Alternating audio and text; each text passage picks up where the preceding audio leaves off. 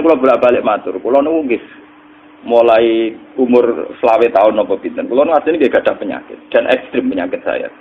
Sampai saat ini kula nak ngobatno ndak lebih 50% nggih karena saya tetap berpikir. Misalnya cara syariat kan berubah, tapi cara hakikat apa betul keberadaan saya di alam ini penting? Sehingga aku kepengen urip tak bela-belani ngantek antek atusan juta. Jangan-jangan penting mati ikut timbang uripku. Lah nek ngono lha apa tak bela-belani? Entek atusan juta. Jadi misalnya kita berobat ya mau ya dari nabi kan berobat ya berobat. Pokoknya kita Islam ngasih mau geruduk kadang ora paham. Sekali kamu mengamati dengan sisi hakikat. Coba sekarang sampean pikir, coba sekarang nggak pakai logika hakikat, pakai logika syariat saja. Saya ini misalnya asetnya 10 juta, misalnya, saya punya aset 10 juta. Tapi misalnya aku rugi nawan atau dipengaruhi di masa depan sama nih, kalau kulo kan soalnya cara teori di masa, misalnya kulo rugi, artinya kere di duit 10 juta aset. Tujuan saya sembuh kan supaya aku iso sembuh sehat, engkau iso kerja untuk anak. Tapi karena saya sakit nanti operasi tidak 10 juta. Operasi ndak 10 juta. Wong aku repair mesti iso marisi anak. Apa meneh nek 10 juta tak ada gue berobat malah jelas ra iso marisi. Lah nek ngono penting matiku ya dibanding 10 juta. Karwan iso diwaris langsung. Sementara nek aku mari dibiayai 10 juta rong mesti mari 10 juta mesti entek. Artinya tidak ada jaminan kalau berobat itu secara fisik ke depan lebih baik. Soalnya malah ngentekno donya enggak jelas akibat positifnya. Misalnya tetap lumpuh, duit teori loh, Bapak artinya apa? Teori hakikat tetap lebih benar bahwa hidup itu tidak ada artinya, semua itu tidak ada artinya. Berobat apa enggak berobat semuanya tidak ada arti. Jadi batuk mesti lagi buku sujud kan, itu sebenarnya hilang. Jadi seksine serawat nomor cara teori ini sinten siti rugi gue. Jadi ya kendur. Kali coba mantan preman jak debat terus ora ngono mbok terus tak pateni kowe. Lah debat iki biar ra iso. Premane kumat. Ya ta preman jak debat ilmi. Ngono ku model. Kali Joko yo ora salah dhisik dina Umar nggih ngoten. Umar sahabat top. Lah jak debat atau milih tak patenane ya Rasulullah. Gak iso dene ilmiah. Mantar preman pasar rukat terus jadi sahabat top debat yang milih mate.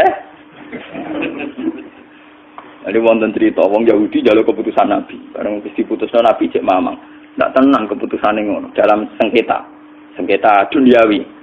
Bariku takok ya Ali aku mau sowan ning Nabi Muhammad dikai keputusan tapi mamang cara kowe pilih sampai Ali dikai keputusan persis kanjeng Nabi cek mamang meneh takok Umar. Apa marah kok mau singgone Muhammad, singgone Ali, kayak keputusan kok mamang, mar. Cara kowe piye? Urusan duit. Enteni itu. Entek dia mlebu buat apa? Uang diputus Nabi ora mar. Buat mati. Awe. Mereka mantan apa? Cara mantan intelektual kan ya wajar wong Yahudi kok percaya Nabi. Kan bareng cara Ali wis gak percaya wis kandhani. Ora mesti cara Ali kan. Lah ora apa patene. Ya wajar wong Yahudi kok percaya Nabi, nak percaya ora situ Yahudi Muslim. Lah Ali situ Gusdur. Lah Gusdur ra beda piye tenang. Ali nyen ngoten watake ngoten. Nasibe padha. Ali itu ilmuwan yang jadi presiden gak sukses. Sing niru ki Gusdur. Mergo ning dinggo nek wong pinter mimpin ra sukses. Wong pinter gampang maklumi. Lah misalnya kita jadi kiai wong pinter. Kayak santri ini pacaran. Wajar itu jangan asal cawe itu. Wah ruwet. Terus malah dalil zinalina tubuh syahwat minan. Piye pondok tanpa pelaturan. Paham ya? Ruwet tau. Mulane aja geman, iki kiai pinter teman-teman aja geman. Sing biasa wae ana syariate sithik-sithik. Sing kamane ana santri pacaran tersinggung, ana santri nakal tersinggung. Sing ana rasane lha donya ana napa? Nek meguru kula nu urusan ilmu semi hakikat. Mon itu. Sehingga kayak Siti Jenar, cara pandang Siti Jenar itu masuk betul ning gone pemikiran para santrinya. Kados Ki Ageng Pengging siapa masuk betul karena masuk akal. Cara mereka napa? Betapa tidak ada artinya fisik ini. Nah, kalau semua fisik ini tidak ada artinya, kemudian yang ada artinya itu ruh, perjalanan apa? Perjalanan ruh, sehingga diartikan inna lillah wa inna ilaihi raji'un. Inna sholati wa nusuki wa mahyaya wa mamatiku lillah. Lah kemudian sekarang sampean tak tanya misalnya, ini latihan ilmu hakikat. Wa mahyaya lan penguripan ingsun. Kalau ingsun itu artinya fisik atau jasad, itu keliru besar karena jasad tidak pernah hidup. Yang hidup itu roh. Paham ya? Sekarang artinya wama mati itu apa? Kematian ingsun. Kalau roh itu tidak pernah mati, berarti kematian roh adalah keterpisahan dengan yang agung atau yang abadi. Dan semuanya itu lillahi rabbil alamin. Sehingga mereka mengatakan kematian itu satu pesta. Mulane kados Bilal ditakoi, ya Bilal, ketika murid-muridnya nangis bergape mati, Bilal ge seneng ae. Godan nalqal akhibah Muhammad dan wakhisbah. Lah anak mati malah seneng loh ketemu kekasihku. Sebab itu kematian tidak pernah jadi problem bagi mereka sing soleh, sing menembus ilmu hakikat. Paham? Tapi ilmu hakikat kayak ini itu yang diyakini Siti Jenar, diyakini Jalaluddin Rumi, diyakini para wali-wali wahdatul wujud. Dulu Syekh Husain Sinten Al-Halsad. Itu kemudian melahirkan prahara syariat. Prahara apa? Syariat. Sebab itu Wali Songo, oke Siti Jenar benar dalam filosofinya, tapi harus dibunuh. Karena menjadi prahara syariat. Sama dengan yang dikatakan Nabi itu benar, tapi menjadi prahara syariat. Akhirnya disomasi oleh Umar radhiyallahu anhu. Jadi sebetulnya sama, pola-pola ceritanya sama. Intinya sebuah ilmu hakikat harus dikawal apa? Syariat. Nggih kula bolak-balik, contoh paling gampang wit pisang.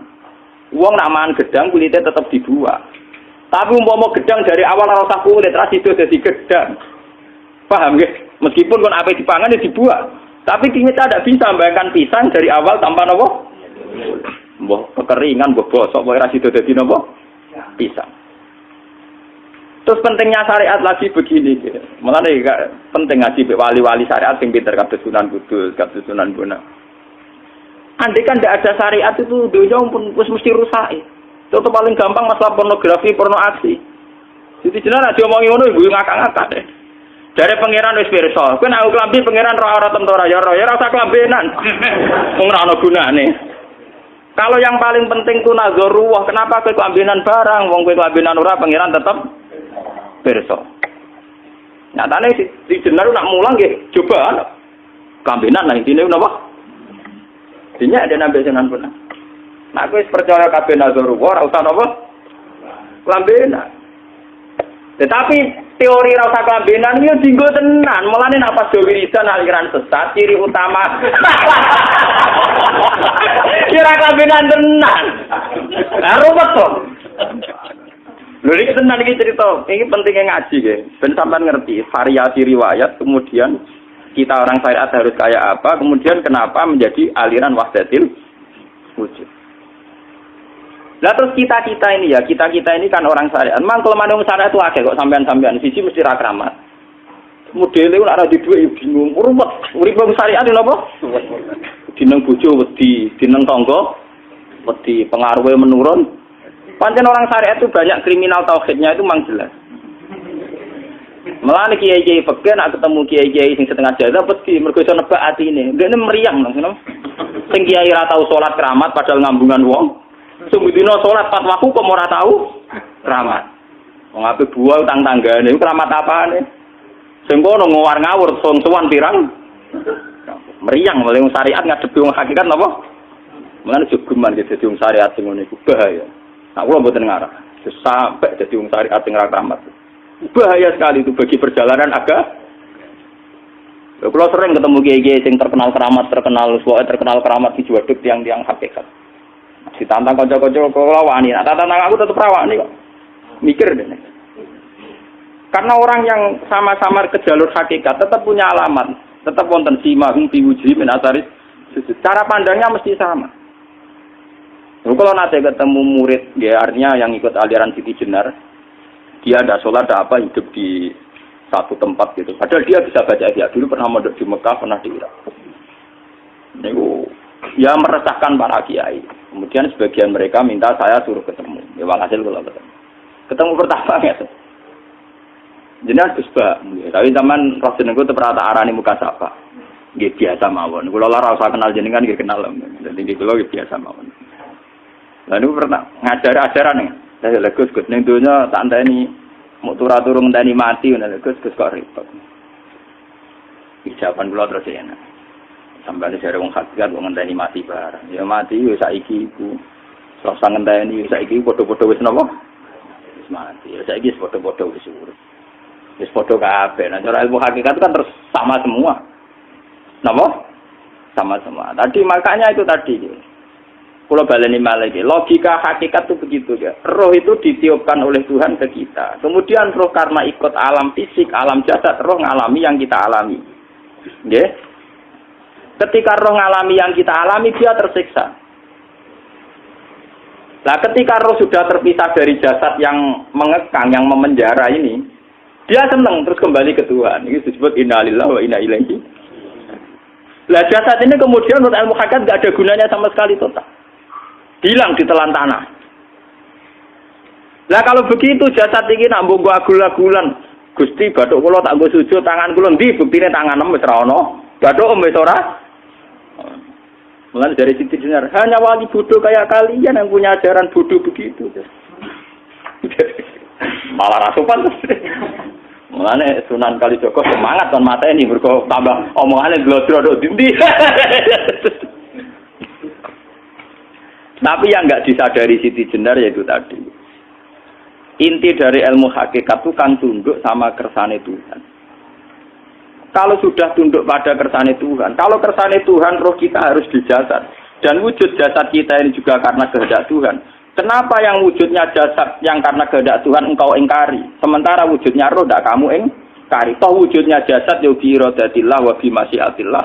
Wujudnya roh ya bi wujudit bi masyiatillah wa ira. Harusnya fungsi jasad juga harus kamu akui toh Siti Jenar. Wong sekarang kita punya jasad ya bukan karena kita, karena kehendak Allah. Kenapa kamu ingkari? Berarti kamu ingkari kehendak meneng Siti Jenar.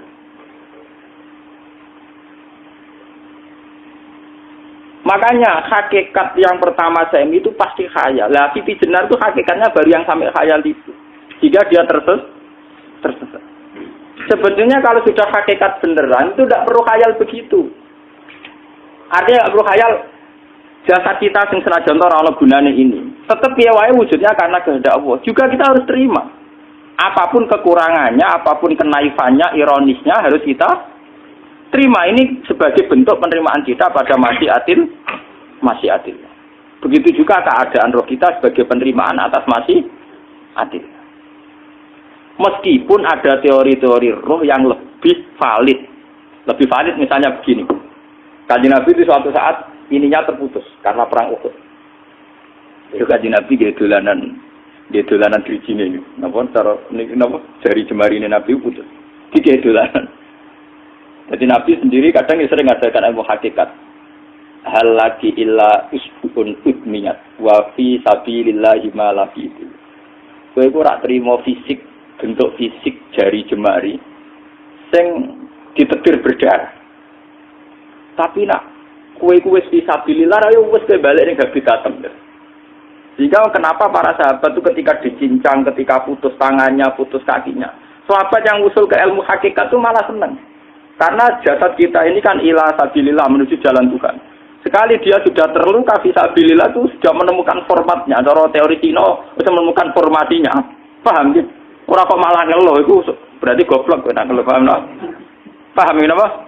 Jadi, makanya Nabi ngertikan ya itu sudah ketemu formatnya.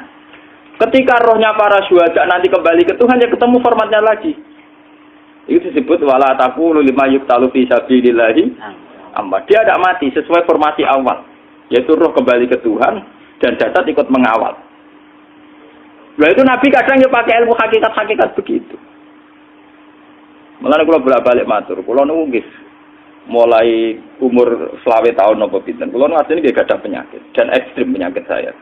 Sampai saat ini kula nak ngobatno ndak lebih 50% nggih karena saya tetap berpikir. Misalnya cara syariat kan berobat, tapi cara hakikat apa betul keberadaan saya di alam ini penting? Sehingga aku kepengen urip tak bela-belani ngantek ndak atusan juta. Jangan-jangan penting mati ikut timbang uripku. Lah nek ngono lha apa tak bela-belani? Ndak atusan juta. Jadi misalnya kita berobat ya mau ya cari nabi kan berobat ya berobat. Pokoknya kita Islam masih mau geruduk kadang orang paham. Sekali kamu mengamati dengan sisi hakikat. Coba sekarang sampean pikir, coba sekarang nggak pakai logika hakikat, pakai logika syariat saja. Saya ini misalnya asetnya 10 juta, misalnya, saya punya aset 10 juta. Tapi misalnya aku rugi nawan atau dipengaruhi di masa depan soalnya. Kalau kulo kan soalnya cara teori di masa, misalnya kulo rugi, ini kere di duit 10 juta aset. Tujuan saya sembuh kan supaya aku iso sembuh sehat, engkau iso kerja untuk anak. Tapi karena saya sakit nanti operasi tidak 10 juta. Operasi tidak 10 juta. Wong aku repair mesti iso mari si anak. Apa mana nak duit 10 juta, tak ada gue berobat, malah jelas lah itu marisi. Lah nak ngono penting matiku ya dibagi 10 juta. Karwan itu diwaris langsung. Sementara anak aku mari dibiayai 10 juta, orang mesti mari 10 juta mesti entar. Artinya tidak ada jaminan kalau berobat itu secara visi ke depan lebih baik. Soalnya malah ngantek donya nggak jelas akibat positifnya. Misalnya tetap lumpuh duit entar. Teori loh, Bapak. Artinya apa? Teori hakikat tetap lebih benar bahwa hidup itu tidak ada artinya, semua itu tidak ada artinya. Berobat apa enggak berobat semuanya tidak ada arti.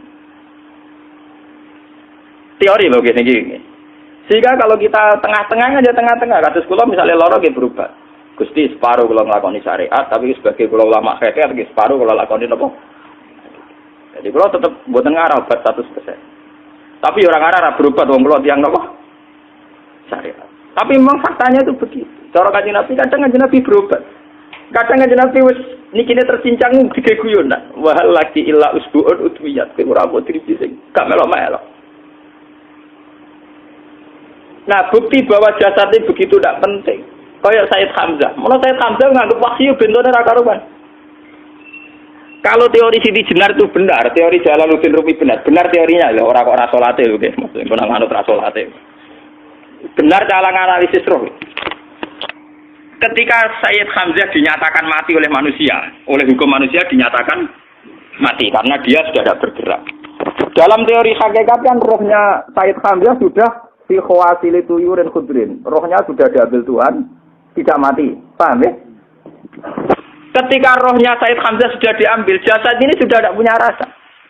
Sekarang secara syariat kasat mata kita tahu wong jasad nak diinfus wae di sayat-sayat dioperasi ora krasa. Apa meneh saiki ruhe wis bisa. Lah ya jasad itu cek gampange dioperasi dibius saja terus ndak kerasa. Apalagi rohnya sudah diambil. Nah saiki bayangkan ketika Sayyid Hamzah itu sudah di atas. Niku kira-kira delok wahsi ra wong bentuk. Lho wong kok baca igabus. Ketika jasad benar-benar tidak penting, kemudian jasadnya Syekh Hamzah kan dicincang oleh wahsi. Ketika rohnya sudah diambil kan Hamzah tidak merasakan. Berarti Syekh Hamzah guyu-guyu wahsi. Wahsi cek bentuk nih, gabus dicincang. Paham ya? Loh ini tenang. Artinya ketika pandangan manusia iba kepada Syekh Hamzah karena dicincang, dimutilasi oleh wahsi. Wahsi tidak mengalami Pak Sinten, Syekh Hamzah tidak mengalami apa-apa karena rohnya sudah bersama Tuhan. Dan iso wae Syekh Hamzah malah guyu-guyu wahsi. Cek gobloke. Gabus kok di cincang. Lah nak ngono rak mirip, makanya nggih. Dalam hal ini itu dalam teori roh itu sebetulnya Siti Jenar tidak sesat dalam teori roh. Tapi jangan katakan itu penemuannya Siti Jenar. Siti Jenar itu terlambat. Sebelum itu ada Husain Al-Khallas, sebelum itu ada Jalaluddin Rumi. Sebelum itu juga ada sahabat, ada nabi. Cuma cara aplikasinya Siti Jenar melenceng. Jadi jangan katakan kok tak kampus-kampus. Iku pendapat Siti Jenar itu malah goblok meneng. Siti Jenar itu sanut, paham? Nggih maksud apa? Wis sanut. Nah, teori yang sama terjadi pada Yesus Kristus.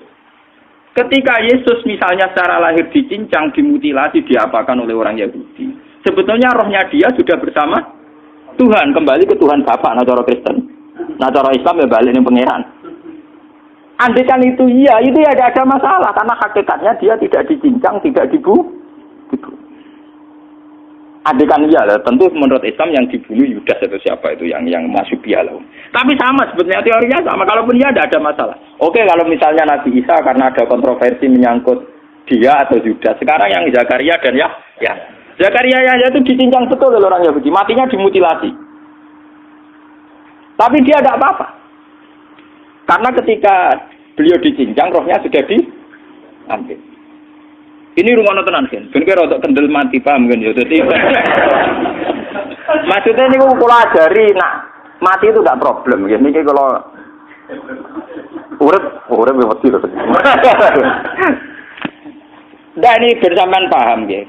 Kaitan la ilaha illallah ini nanti semuanya sama kaitan sama apa? La ilaha illallah. Ini nanti ujungnya sama dengan la ilaha illallah. Begitu juga seterusnya. Misalnya Yahya kalian sinten? Zakaria. Ketika Tuhan ditanya, jadi tenggene alam malakut pengiran ditakok, ya Allah, Yahya dan Zakaria itu kan hamba pilihan engkau. Ketika dicincang kok jenengan biarkan. Endi Yahya Zakaria dicincang? Aku iku ora goblok dari pengiran. Sedurunge dekne dicincang jasate ruhe sak jupuk. Dadi dekne ora krasa blas. Begitu juga yang tafsir-tafsir sampean lihat wa Maryama. Sayyidah Maryam yang istrinya Fir'aun. Itu kan dia iman sama Nabi Musa Asiyah. Ya, Asiyah imro'ati apa? Fir'aun. Asiyah imro'ati Fir'aun. Ya, itu kan dihukum oleh Fir'aun. Ketika mau ditumpahi apa? Batu besar. Itu Allah ketika di pangeran. Ya malaikat mauti, cepat ambil rohnya. Sebelum dihunjami batu besar. Terus rohnya diambil.